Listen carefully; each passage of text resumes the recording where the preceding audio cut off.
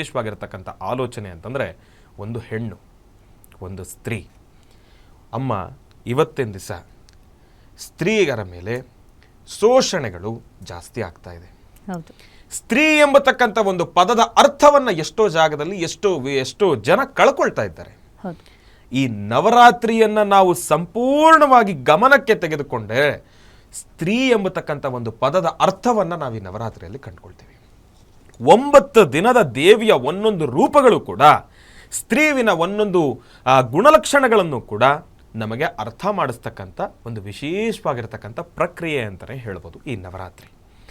ಒಂದು ಹೆಣ್ಣು ಮಗು ಜನನದಿಂದ ಆಕೆ ವಯಸ್ಕರಳಾಗ್ತಕ್ಕಂಥದ್ದಾಗಲಿ, ಅದಾದ ಮೇಲೆ ಆಕೆಯ ಒಂದು ಶಕ್ತಿ ಸಂಪಾದನೆಯನ್ನು ಮಾಡ್ತಕ್ಕಂಥದ್ದಾಗಲಿ, ಅದೆಲ್ಲದರ ಜೊತೆಗೆ ಆಕೆಯ ಆ ಒಂದು ಬ್ರಹ್ಮಚರ್ಯವನ್ನು ಪಾಲಿಸ್ತಕ್ಕಂಥದ್ದಾಗಲಿ, ಅದಾದ ಮೇಲೆ ತನ್ನ ಗಂಡನಿಗಾಗಿ ತಾನು ಮಾಡ್ತಕ್ಕಂಥ ತ್ಯಾಗ ಆಗಿರ್ಬೋದು, ಬಹಳ ವಿಶೇಷವಾಗಿರ್ತಕ್ಕಂಥ ಒಂದು ಪ್ರಾರ್ಥನೆ ಆಗಿರ್ಬೋದು, ಆತನ ಗಂಡ ಹೀಗೇ ಇರಬೇಕು, ಆಕೆಯ ಗಂಡನ ಬಗ್ಗೆ ಒಂದು ತಪಸ್ಸನ್ನು ಮಾಡ್ತಕ್ಕಂಥದ್ದಾಗಿರ್ಬೋದು, ಇದೆಲ್ಲದರ ಬಗ್ಗೆ ವಿಶೇಷವಾಗಿರ್ತಕ್ಕಂಥ ಚಿಂತನೆ.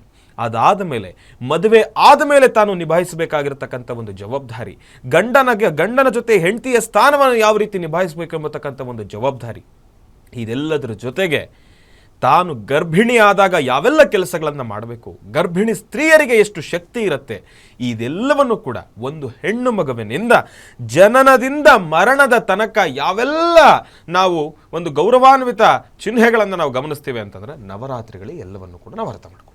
ಓಕೆ ಗುರುಗಳೇ, ಇನ್ನು ಸಾಮಾನ್ಯವಾಗಿ ಮನೆಯಲ್ಲಿ ನವರಾತ್ರಿ ಆಚರಣೆ ಮಾಡಬೇಕು ಅಂತ ಈಗ ನಾವು ಪ್ರತಿಯೊಬ್ಬರು ನವರಾತ್ರಿ ಆಚರಣೆ ಮಾಡ್ತಾ ಇರಲ್ಲ ಅಂಥವ್ರು ನಾವು ಇಲ್ಲ ಈ ವರ್ಷದಿಂದ ನಾವು ನವರಾತ್ರಿ ಆಚರಣೆ ಮಾಡೋಣ, ಉಪವಾಸ ಮಾಡೋಣ, ಅಖಂಡ ದೀಪವನ್ನು ಹಚ್ಚೋಣ ಅಂತ ಅಂದ್ಕೊಳ್ಳೋರು ಮನೆಯಲ್ಲಿ ನವರಾತ್ರಿಯನ್ನು ಹೇಗೆ ಆಚರಣೆ ಮಾಡಬಹುದು? ಖಂಡಿತ ಬಹಳ ಅರ್ಥಗರ್ಭಿತವಾಗಿರ್ತಕ್ಕಂಥ ಒಂದು ಪ್ರಶ್ನೆಯನ್ನು ನೀವು ನನ್ನ ಮುಂದಿಟ್ರಿ. ಯಾಕೆ ಅಂತಂದರೆ ಇವತ್ತಿನ ಜನಾಂಗ ಹೇಗಿದೆ ಅಂತಂದರೆ, ಇವತ್ತಿನ ದಿನ ಜನ ಯಾವ ರೀತಿ ಒಂದು ವಿಚಾರವನ್ನು ಪರಿಗಣಿಸ್ತಾರೆ ಅಂತಂದರೆ, ಜನಕ್ಕೆ ಯಾವುದಾದ್ರೂ ಒಂದು ವಿಚಾರ ಸ್ಪೆಷಲ್ಲಾಗಿ ಏನೋ ಕೇಳಿಸ್ತಕ್ಕಂಥದ್ದಾಗಲಿ, ಇಲ್ಲ ಇದನ್ನು ಮಾಡೋದ್ರಿಂದ ನನಗೆ ಅದಾಗೋಗುತ್ತೆ, ನನಗೆ ಇದಾಗೋಗುತ್ತೆ ಎಂಬತಕ್ಕಂಥ ಒಂದಿಷ್ಟು ಆಸೆ ಕುತೂಹಲದಿಂದ ಯಾರದೋ ಮಾತು ಕೇಳಿ ಏನೋ ಮಾಡ್ಲಿಕ್ಕೆ ಹೋಗ್ತೀರಿ, ಇನ್ನೇನೋ ಮಾಡ್ಕೊಳ್ಳಿಕ್ಕೆ ಹೋಗ್ತೀರಿ, ಅಂತಹ ಪರಿಸ್ಥಿತಿಗೆ ಹೋಗ್ತಕ್ಕಂಥದ್ದು ಬೇಡ. ನೋಡಿ, ಕೆಲವೊಂದಷ್ಟು ಹಬ್ಬಗಳಲ್ಲಿ ಮನೆಯಲ್ಲಿ ಪದ್ಧತಿಗಳಿದ್ದಾಗ ಮಾತ್ರನೇ ಅದರ ಆಚರಣೆ ಇರುತ್ತೆ. ಸತ್ಯನಾರಾಯಣ ಒಂದು ವ್ರತ ಆಗಿರ್ಬೋದು ಮತ್ತು ಅನಂತನ ಹಬ್ಬ ಆಗಿರ್ಬೋದು, ಇಂತಹ ಹಬ್ಬಗಳಲ್ಲಿ ಏನಪ್ಪ ಅಂತಂದರೆ ಈ ಒಂದು ವ್ರತಾನುಷ್ಠಾನವನ್ನು ಮಾಡಬೇಕು ಅಂತಂದರೆ ಮನೆಯಲ್ಲಿ ಮೊದಲಿಂದನೂ ಕೂಡ ಅದರ ಒಂದು ಪದ್ಧತಿ ಇರಬೇಕು. ಇವತ್ತಿಗೂ ಕೂಡ ಎಷ್ಟೋ ಜನರು ಮದುವೆ ಆಗಿದ ತಕ್ಷಣ ಸತ್ಯನಾರಾಯಣ ಸ್ವಾಮಿಯ ಒಂದು ವ್ರತ ಮಾಡ್ತಾರೆ. ಎಷ್ಟೋ ಜನರ ಮನೆಯಲ್ಲಿ ಆ ಪದ್ಧತಿ ಇಲ್ಲ. ಒಂದಿಷ್ಟು ಜನ ಹೇಳ್ತಾರೆ, ಯಾರೋ ಹೇಳ್ತಾರೆ ಸತ್ಯನಾರಾಯಣ ಸ್ವಾಮಿ ಒಂದು ವ್ರತವನ್ನ ಮಾಡಿಸಿ ನಿಮ್ಮ ಮನೆಗೆ ಒಳ್ಳೇದಾಗುತ್ತೆ, ಪದ್ಧತಿ ಇರೋದಿಲ್ಲ, ಮಾಡಿಸ್ಬಿಡ್ತಾರೆ. ಅದರಿಂದ ಆಗ್ತಕ್ಕಂಥ ಸಮಸ್ಯೆಗಳು ಸಾಕಷ್ಟು. ಆದರೆ ನವರಾತ್ರಿ ಹಾಗಲ್ಲ. ಈಕೆ ಸೃಷ್ಟಿಕರ್ತೆ, ಜಗನ್ಮಾತೆ, ತಾಯಿ, ಪರಮೇಶ್ವರ, ಬ್ರಹ್ಮ, ವಿಷ್ಣು, ಮಹೇಶ್ವರರು, ಇವರು 3 ಜನಕ್ಕೂ ಕೂಡ ಶಕ್ತಿಯನ್ನು ತುಂಬತಕ್ಕಂಥ ತಾಯಿ.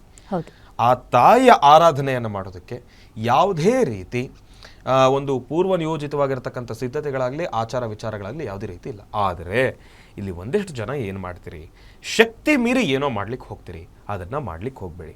ಉಪವಾಸದ ಕ್ರಮ ಆಗಿರ್ಬೋದು, ಉಪವಾಸ ಮಾಡಬೇಕು, ಖಂಡಿತ ಒಳ್ಳೆಯದಾಗತ್ತೆ, ಆದರೆ ನಿಮ್ಮ ಶಕ್ತಿ ಮೀರಿ ಮಾಡಬೇಡಿ. ಮೊದಲಿಂದನೂ ಕೂಡ ಅದರ ಆಚರಣೆ ಇತ್ತ, ಖಂಡಿತ ಆಚರಿಸಿ. ನೋಡಿ, ಈ ವಿಚಾರದಲ್ಲಿ ಒಂದು ಮೆಚ್ಚುಗೆ ನಮ್ಮ ನೆಚ್ಚಿನ ಪ್ರಧಾನಮಂತ್ರಿಗಳಾಗಿರ್ತಕ್ಕಂಥ ನರೇಂದ್ರ ಮೋದಿಜಿರವರು ಪ್ರತಿ ಒಂದು ವರ್ಷದ ನವರಾತ್ರಿ ಸಮಯದಲ್ಲಿ ಬಹಳ ವಿಶೇಷವಾಗಿರ್ತಕ್ಕಂಥ ಒಂದು ಉಪವಾಸದ ಅನುಷ್ಠಾನದ ವ್ರತವನ್ನು ಆಚರಣೆಯನ್ನು ಮಾಡ್ತಾರೆ. ಅದನ್ನು ಕೇಳೋದಕ್ಕೆ ಒಂದು ಆನಂದ. ಅವರು ಆಚರಣೆಯನ್ನು ಮಾಡ್ತಕ್ಕಂಥ ರೀತಿ ನೋಡಿದ್ರೆ ಒಂದು ಗೌರವ. ನವರಾತ್ರಿ ಕಾಲದ ಆ ಒಂದು ಆಚರಣೆಯ ಸಮಯದಲ್ಲಿ ನೀವು ಸಾಧಾರಣವಾಗಿ ಗಮನಿಸ್ಬೋದಮ್ಮ, ಆ ತಾಯಿಯ ಒಂದು ವ್ರತಾನುಷ್ಠಾನವನ್ನು ಮಾಡಬೇಕಾದ್ರೆ ನಮ್ಮ ಮುಖದಲ್ಲೂ ಕೂಡ ಭಾವನೆಗಳು ಬದಲಾಗುತ್ತೆ. ಏನೋ ಒಂದು ರೀತಿ ತೇಜಸ್ಸಿರುತ್ತೆ, ಒಂದು ವರ್ಚಸ್ಸಿರುತ್ತೆ, ಒಂದು ಕಳೆ ಇರುತ್ತೆ. ಹಾಗಾಗಿ ಈ ಸಮಯದಲ್ಲಿ ನಾನು ಕೇಳ್ಕೊಳ್ತಕ್ಕಂಥದ್ದು ಏನಪ್ಪ ಅಂತಂದರೆ, ಯಾರೋ ಹೇಳ್ತಾರೆ ನೀವು ದಯವಿಟ್ಟು ಉಪವಾಸವನ್ನು ಮಾಡಿ ನಿಮಗೆ ಒಳ್ಳೇದಾಗತ್ತೆ ನವರಾತ್ರಿ ದಿವಸ ಮಾಡಿ, ನಾನಿಲ್ಲ ಅಂತ ಹೇಳ್ತಾ ಇಲ್ಲ. ಶಕ್ತಿ ಮೀರಿ ಮಾಡ್ತಕ್ಕಂಥದ್ದು ಬೇಡ, ಕಟ್ಟುನಿಟ್ಟಿನ ಉಪವಾಸಗಳನ್ನು ಮಾಡ್ತಕ್ಕಂಥದ್ದು ಬೇಡ. ಇದು ಭದ್ರವಾಗಿದ್ದರೆ ಇದು ನೆಮ್ಮದಿಯಾಗಿ ಕೆಲಸ ಮಾಡುತ್ತೆ. ನೀವು ತಮ್ಮ ವ್ರತದಲ್ಲಿ ನಿಷ್ಠೆಯನ್ನು ಇಟ್ಕೊಳ್ಬೇಕು ಅಂತಂದರೆ ನಿಮ್ಮ ಮನಸ್ಸು ನೆಮ್ಮದಿಯಾಗಿರಬೇಕು. ಆ ಮನಸ್ಸು ನೆಮ್ಮದಿಯಾಗಿರಬೇಕು, ಒಂದು ಹಿಡಿತದಲ್ಲಿರಬೇಕು, ಒಂದು ಸ್ಥಿರತೆ ಇರಬೇಕು ಅಂತಂದ್ರೆ ನಿಮ್ಮ ಹೊಟ್ಟೆಯನ್ನು ಭದ್ರವಾಗಿ ಕಾಪಾಡ್ಕೊಳ್ಬೇಕು. ಅಂದ್ರೆ ಫುಲ್ 3 ಹೊತ್ತು ಉಪವಾಸ ಮಾಡೋದು ಬೇಕಾಗಿಲ್ಲ, ಒಂದು ಹೊತ್ತಿದ್ರೆ ಸಂತೋಷ. ಫಲಹಾರ ಈ ತರ ಎಲ್ಲ ಮಾಡಬಹುದು, ಫಲಹಾರ ಮಾಡಬಹುದು, ಹಾಲು ಹಣ್ಣು ಸೇರಿಸಿ. ಇಲ್ಲಿ ನೋಡಿಮ್ಮ, ಒಂದು ಕಡೆ ಹೇಳ್ತಾರೆ ಈರುಳ್ಳಿ ಬೆಳ್ಳುಳ್ಳಿನ ತಿನ್ನಬಾರದು ಅಂತ ಹೇಳ್ತಾರೆ. ಯಾತಕ್ಕೋಸ್ಕರ ತಿನ್ನಬಾರದು? ಈರುಳ್ಳಿ ಬೆಳ್ಳುಳ್ಳಿ ಬಂದು ರಾಕ್ಷಸ ಗುಣಗಳನ್ನು ಹೊಂದಿರತಕ್ಕಂಥ ಒಂದು ಪದಾರ್ಥ. ಅದಕ್ಕೆ ಬಹಳ ವಿಶೇಷವಾಗಿರ್ತಕ್ಕಂಥ ಒಂದು ಸ್ಟೋರಿ ಇದೆ, ಒಂದು ಕತೆ ಇದೆ. ಅದನ್ನೂ ಕೂಡ ಒಂದು ಗ್ರಂಥದ ಆಧಾರಿತವಾಗಿದೆ. ಈ ಎರಡೂ ಕೂಡ ಒಂದು ರಾಕ್ಷಸ ಗುಣಗಳನ್ನ ಹೊಂದಿರತಕ್ಕಂಥದ್ದು. ಆಗ ಶ್ರೀ ಕೃಷ್ಣ ಪರಮಾತ್ಮ ರಾಕ್ಷಸರಿಗೆ ಬಹಳ ವಿಶೇಷವಾಗಿರ್ತಕ್ಕಂಥ ಒಂದು ಅನುಗ್ರಹವನ್ನು ಕೊಡ್ತಾರೆ. ಅವ್ರು ಕೇಳ್ಕೊಳ್ತಾರೆ, ಅವ್ರ ತಪ್ಪಿನ ಅರಿವಾದ ಮೇಲೆ ಅವ್ರು ಕೇಳ್ತಾರೆ, ನಿನ್ನ ಸೇವೆಯನ್ನ ಮಾಡ್ಬೇಕಲ್ಲಪ್ಪ ಭಗವಂತ ನಾನು ಅಂತ ಹೇಳಿದಾಗ ಅವ್ರು ಹೇಳ್ತಾರೆ. ಆಗ ಶ್ರೀ ಕೃಷ್ಣ ಪರಮಾತ್ಮ ಒಂದು ವರವಾಗಿ ಕೊಡ್ತಾರೆ, ನೀನು ಇದೆರಡು ಒಂದು ದ್ರವ್ಯಗಳಾಗಿ ನೀನು ಬರಬೇಕು, ಭೂಮಿ ಮೇಲೆ ನೀನು ಜನನ ಆಗಬೇಕು. ಈರುಳ್ಳಿ ಆಗಿರ್ಬೋದು, ಈ ಎರಡು ಪದಾರ್ಥಗಳಾಗಿ ನೀವು ಜನಿಸಿ ಯಾರೇ ಇದನ್ನ ಬಳಕೆಯನ್ನ ಮಾಡೋದ್ರಿಂದ ಅವರಲ್ಲಿ ಆಗ್ತಕ್ಕಂಥ ಬದಲಾವಣೆಗಳನ್ನು ಗಮನಿಸ್ತಕ್ಕಂಥದ್ದು ಒಂದು ರೀತಿ. ಈರುಳ್ಳಿ ಬೆಳ್ಳುಳ್ಳಿ ಇದೆರಡೂ ಕೂಡ ರಾಕ್ಷಸ ಗುಣಗಳನ್ನು ಹೊಂದಿರತಕ್ಕಂಥ ಪದಾರ್ಥಗಳಾಗಿರೋದ್ರಿಂದ ಒಂದು ವ್ರತ ಆಗಿರ್ಬೋದು, ಪೂಜೆ ಪುನಸ್ಕಾರ ಆಗಿರ್ಬೋದು, ಶುಭ ಕಾರ್ಯಗಳಲ್ಲಾಗಿರ್ಬೋದು ಇದನ್ನ ಬಳಕೆಯನ್ನ ಮಾಡೋದಿಲ್ಲ. ಯಾಕೆ ಅಂತಂದ್ರೆ ಅಲ್ಲೊಂದು ಪಾಸಿಟಿವ್ ಎನರ್ಜಿ ಬೇಕು. ಈರುಳ್ಳಿ ಬೆಳ್ಳುಳ್ಳಿ ಒಂದು ರಾಕ್ಷಸ ಗುಣಗಳನ್ನು ಹೊಂದಿರತಕ್ಕಂಥ ಪದಾರ್ಥ ಆಗಿರೋದ್ರಿಂದ ಅದು ಒಂದು ನೆಗೆಟಿವ್ ವೈಬ್ ಅನ್ನ ಕ್ರಿಯೇಟ್ ಮಾಡುತ್ತೆ ಎಂಬ